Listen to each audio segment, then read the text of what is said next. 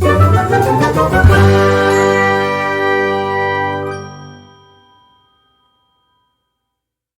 friends, welcome back to my channel.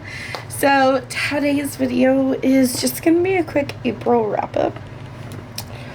So let's dive right in. Alright, this is gonna be a quick overview of Veda. So if you don't know what Veda is, it is a video every day in either April or August. And I have in the past said that I was going to participate in Veda, and then I didn't. Or I attempted it, but then I lost headway about halfway through the month. This is the first month, or the first year, that I've actually completed Veda. And it was in April, not in August. I think that in previous years, I've attempted Veda video every day in August. I don't know if I've ever attempted it in my birthday month, which is April. I also tried to make it more, obviously it was chaos and crazy because a video every single day, I don't recommend it for people, but at the same time, I'm so glad that I did it, and I feel like I accomplished something. I did actually finish Veda. So it says I have 31 books, even though there's only 31 videos, even though there's only 30 days in April. Let's go look into this. We're gonna start at day 1, which was a Veda announcement video. Then we have April TBR, and spoiler alert, I let myself mood read in April. I did have a challenge that I was supposed to do, but I failed. So it's okay, I just let myself do what I wanted. Then I started this new series on my channel called Exploring My Trophies, where I go, well, I haven't read these ones, but I go through all the books that I've read and love that I consider my trophies now.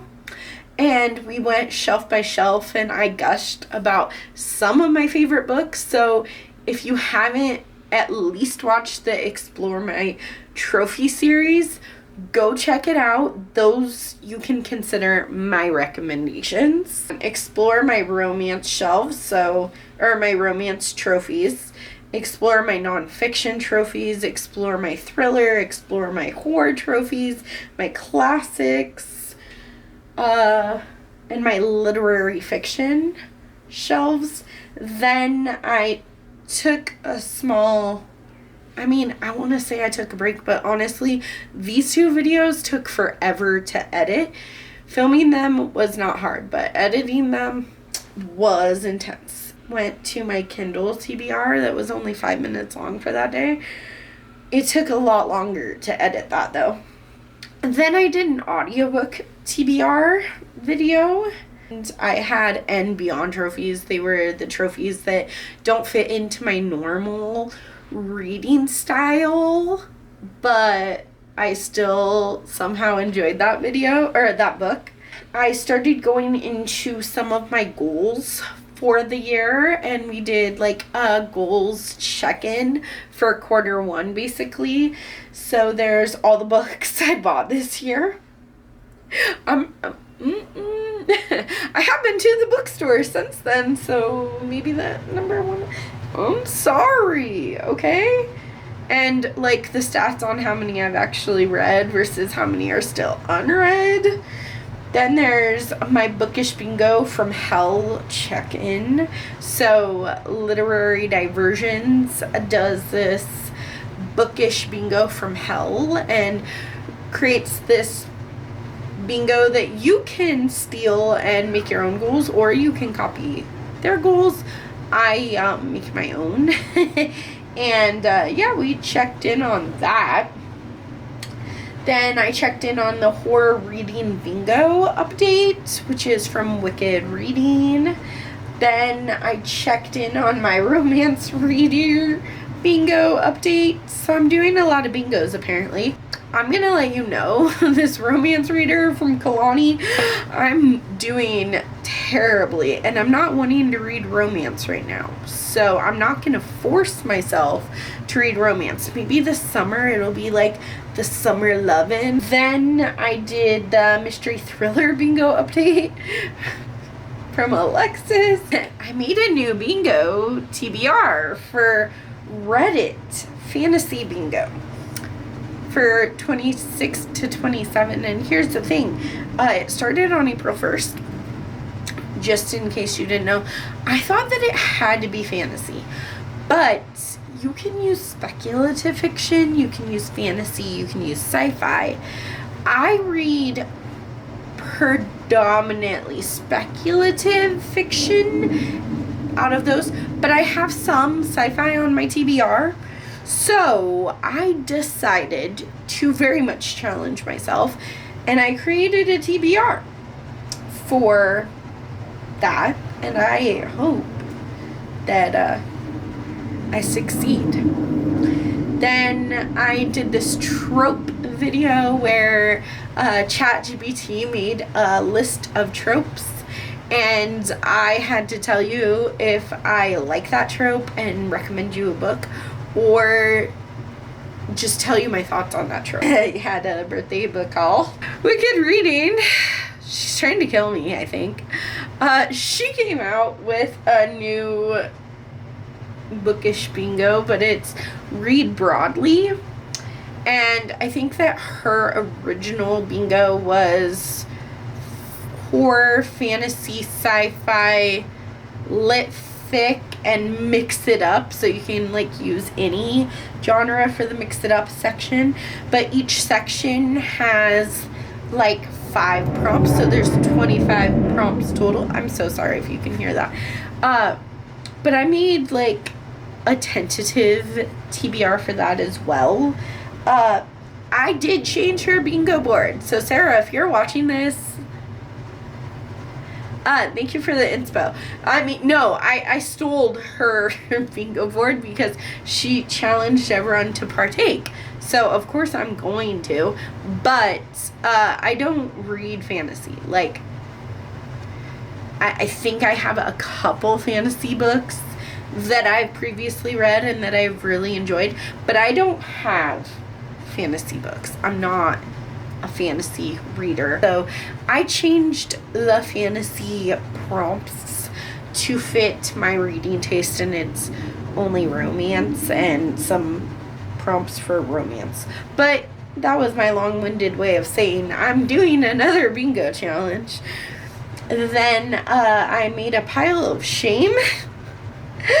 If you don't know what a pile of shame is on this channel, it's books that you've started that you did not like DNF. It's not that you're done with that book. You are not purposefully did not finishing it, DNFing it, but you're also not reading it. So it's kind of just like sitting there in purgatory. It's like, will she, won't she? Will she, won't she?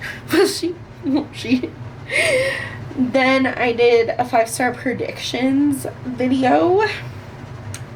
Then I was actually legitimately tagged in a video back in December, but I didn't see it until recently. So I did that tag video and I tagged a bunch of people. So if you haven't seen it, go watch it and then consider yourself tagged.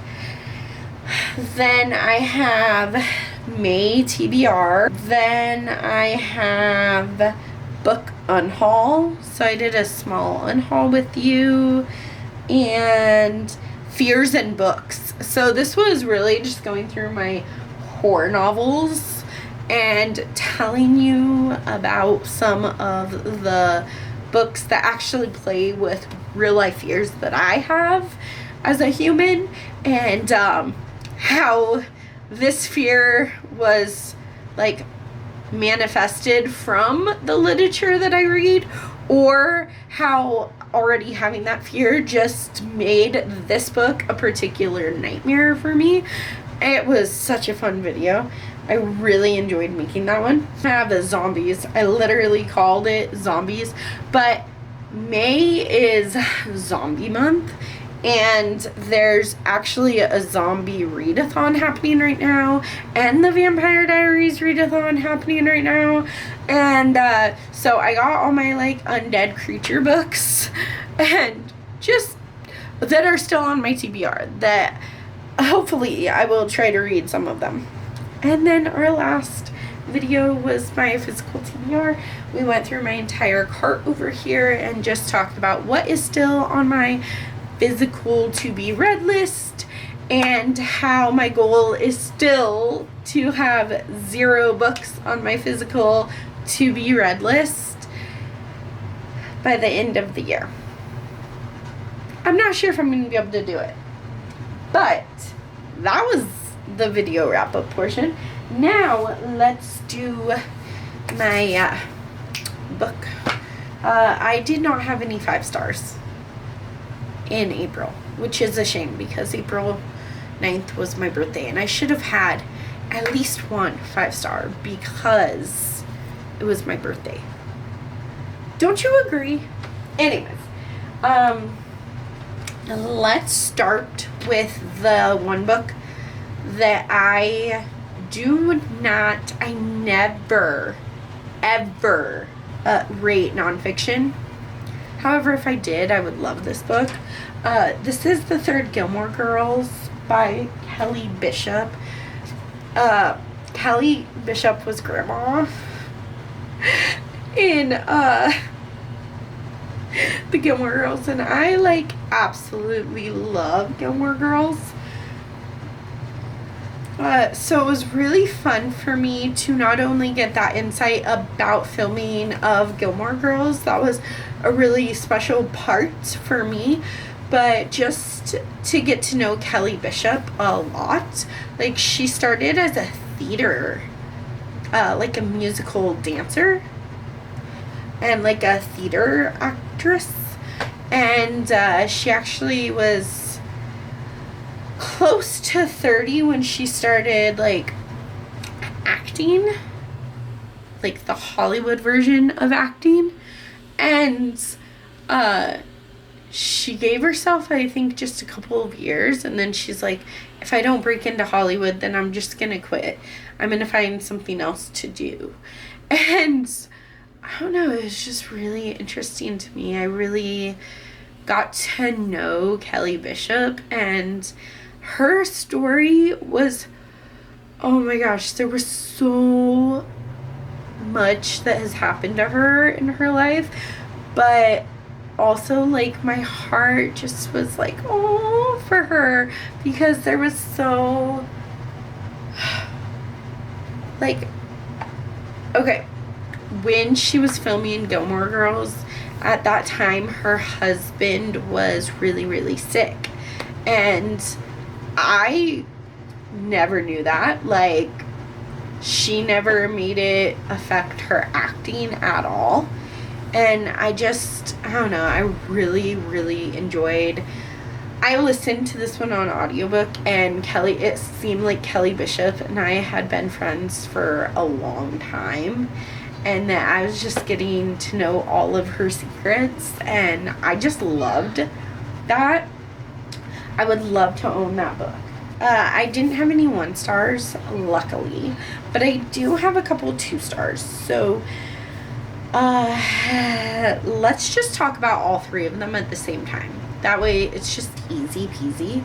There's The Forest of Missing Girls by Michelle Gerdelades. I was given this arc, and yeah, I didn't read it until now. Then there's Green Fuse Burning by Tiffany Morris. And there's Post-Apocalyptic Nomadic Warriors by Benjamin Wallace. So, the problem with Green Fuse Burning was that it's a grief horror.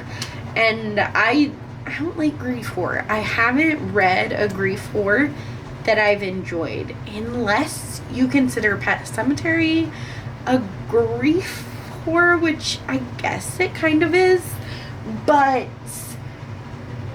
I just don't particularly like grief horror. Plus, Green Fuse Burning was very, very flowery, and I don't like flowery writing.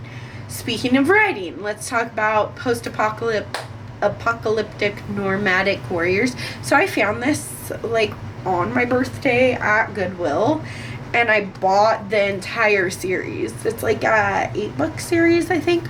I bought the whole thing, and I'm like, ooh, I'm gonna just read all of this because my goal was to read 10 apocalypse books. And I read the first one, and I don't like the humor. It's very, very simple. I don't like the humor in that book, and I am definitely not the right audience. So it's very like action packed. I don't know if I would consider it horror. I don't think I would personally consider it horror. I would consider it more like fantasy sci-fi adjacent. But the humor, just, I understand it, but it's not my type of humor. But I did some investigating, and apparently the whole series has that kind of blunt, in-your-face humor, and it just didn't work for me, so I'm not going to finish that series. I actually already unfollowed the whole series. And the last one was The Forest of Missing Girls. Here's the thing. This felt like 2 separate books. There's this fantasy-esque portion that's called The Missing Girls, and you see what actually happened to the missing girls, but it's very confusing and very weird. And then there's today's portion, the present. I go back home for a little while, and when I get there, my little sister's best friend Maddie goes missing into the woods, and like we think that the missing girls are being taken by the magical forest, and that's where the disconnect was for me. I think some people will love that, but for me, not so much. Okay, then the rest are 3s and 4 stars. 3 stars. Let's just talk about all 3-star books. Most of these are just, it's me. I'm the problem. It's me. But this one in particular is definitely the book.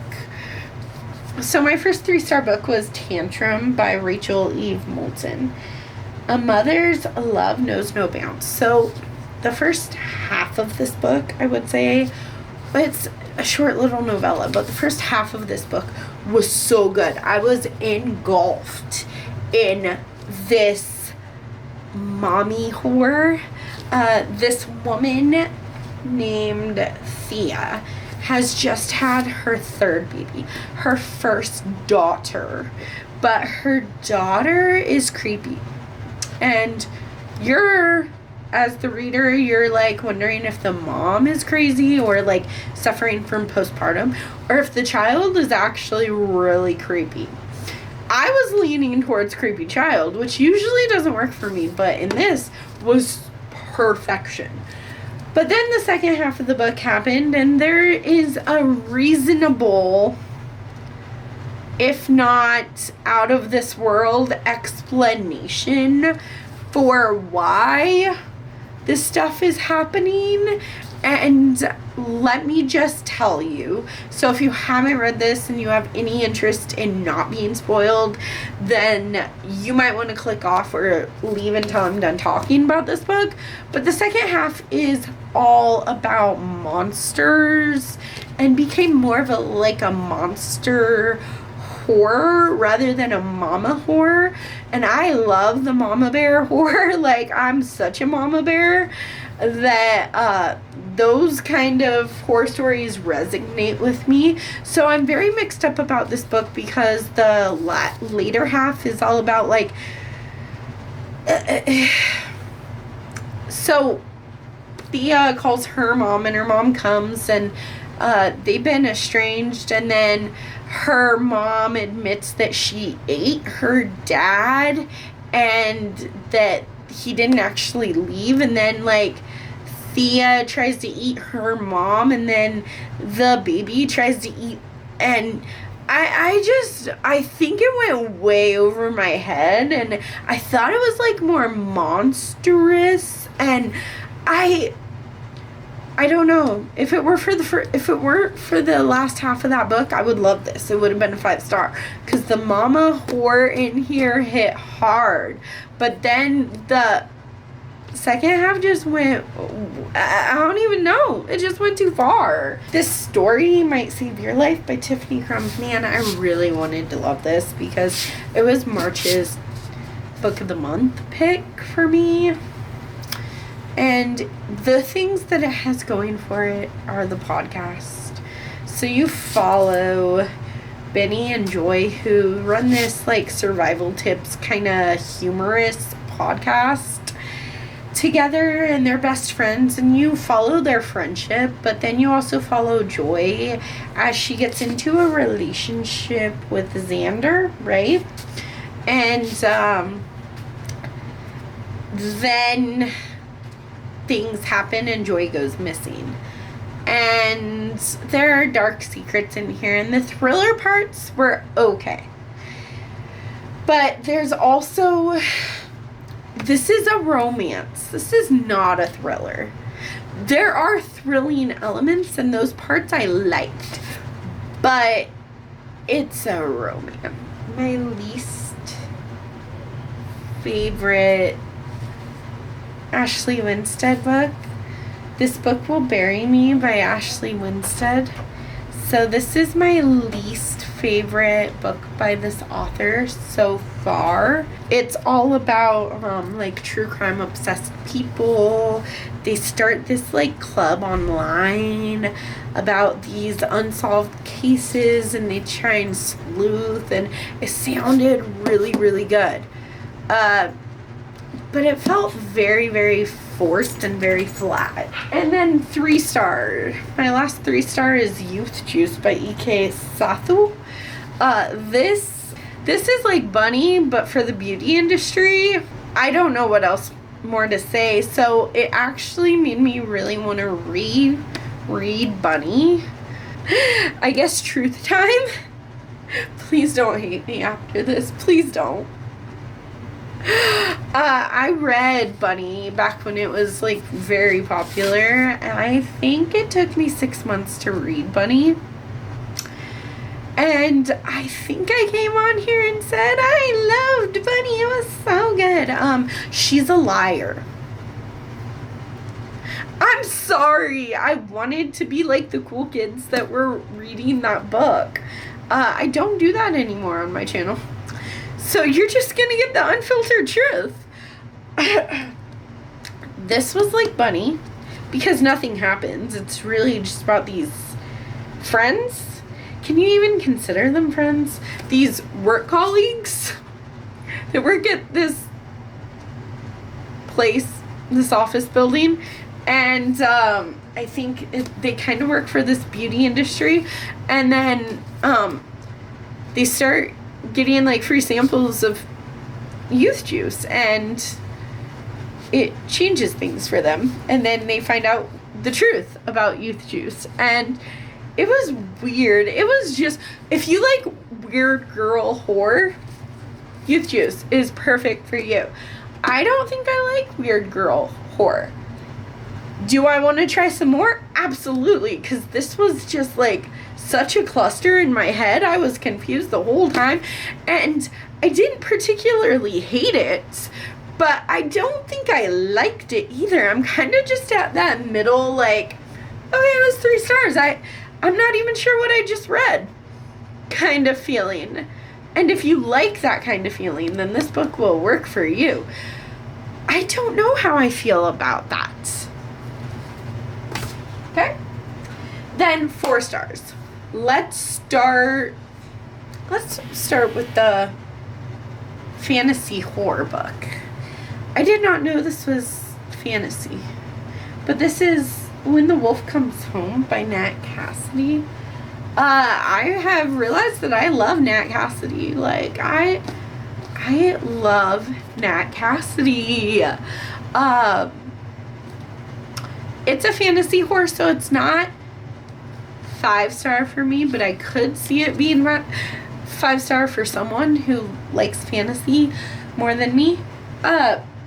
But you follow this woman named Jess who finds this boy kind of hiding out in her bushes outside of her apartment, and she takes him in to help him, and then his dad shows up to get him, but he's like very angry, and instead of giving the child back to the dad, they run, and you're really just running away. And you find out, okay, I'm going to spoil this too. So if you have any inclination that you want to read this book or anything, and you don't want to be spoiled, then mute me, click off. I don't care. But I'm about to spoil. I can't talk about this book without spoiling it. So this boy, the dad is actually a wolf, like big bad wolf. And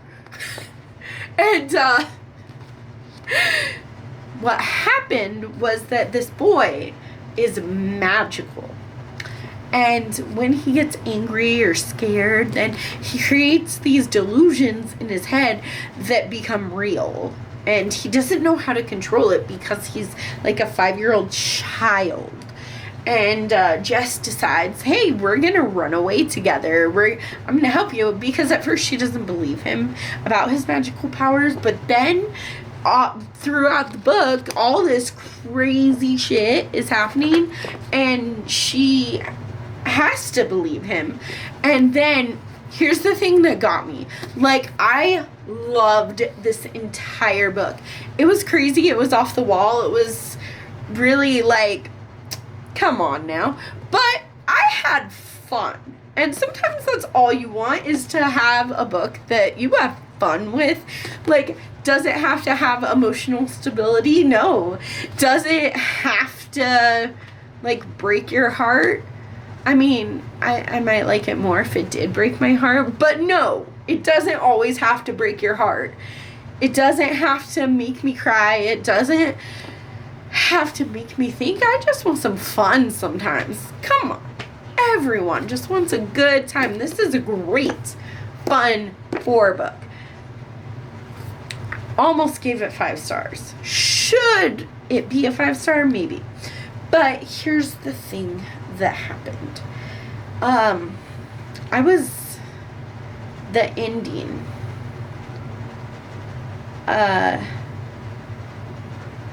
The ending.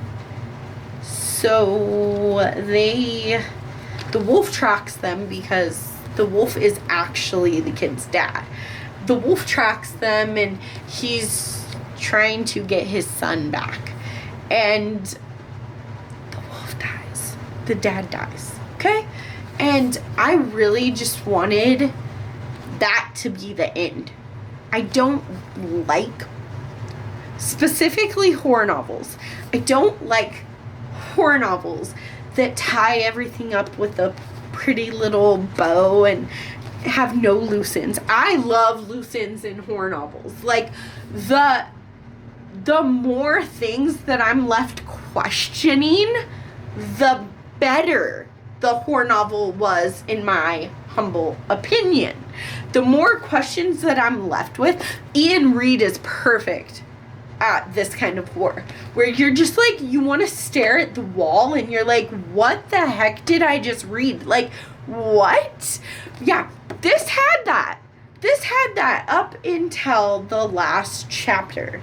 The last chapter is literally called Endings, and in my fairy tale endings, part 4, that doesn't need to be there.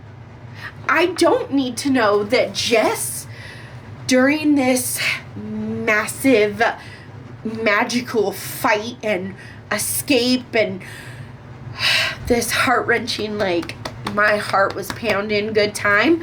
I don't need to know that somehow this little boy's powers got put on to Jess, and now she has the same powers, and now it seems like she's going delusional and talking to her dead mother. But by the way, her mom dies in this.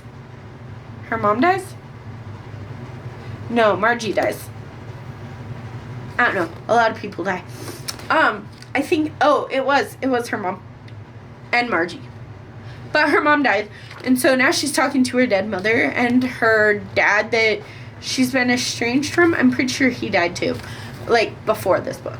But she's talking to people that aren't there. And then, like, the world is kind of going into chaos because she has magical powers now. I didn't need that.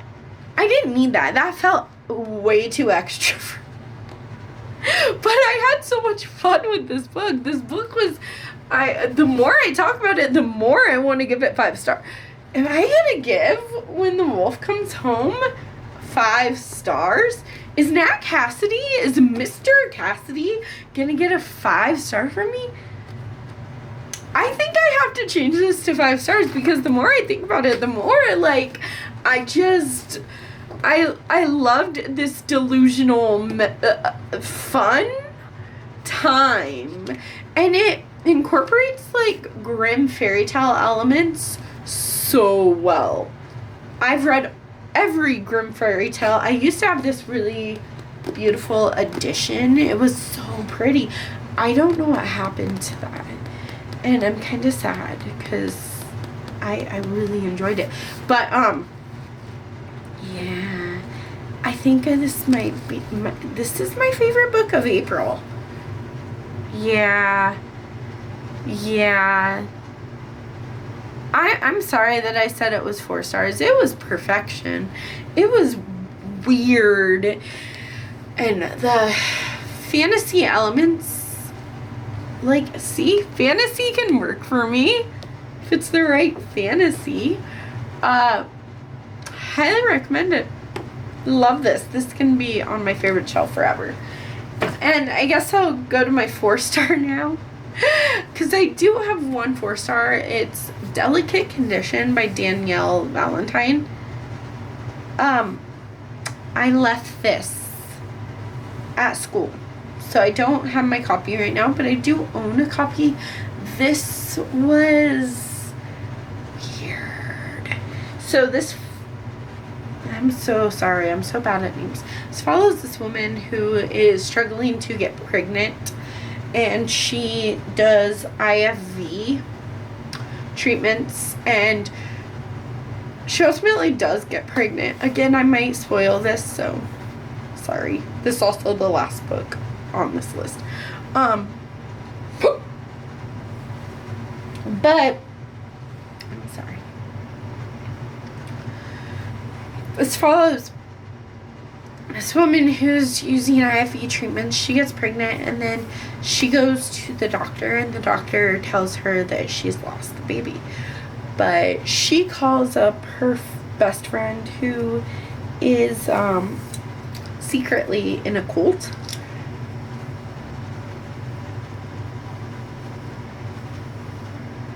But she didn't know that, and she said she'd do anything to get her baby back. So basically, her best friend uses her cult powers to bring the baby back to life while she's still pregnant. And then these weird things were happening during the pregnancy after her best friend brought the baby back from the dead. And that took so much power from her and from the cult that she actually died doing that, or the next day. And now you're figuring out that, okay, she is pregnant, she has the baby, but then when you find out that there's a cult and things, this other lady that she had no idea was friends with her previous best friend that already died, is like, Yeah, so we used all of our cult powers to bring your baby back. Now you have to make a choice. Do you let me die because it took all the powers from the cults? Or do I get to go inside your baby and, well, no, I won't be your baby until she's like 10. But after she's 10, then it'll become me, and it'll just look like your baby on the outside. And you know what? I loved that ending because you never get an answer as to if she picked that or not. And that it's always going to be unresolved in my head. So, I enjoyed that. It was a little bit weird for me.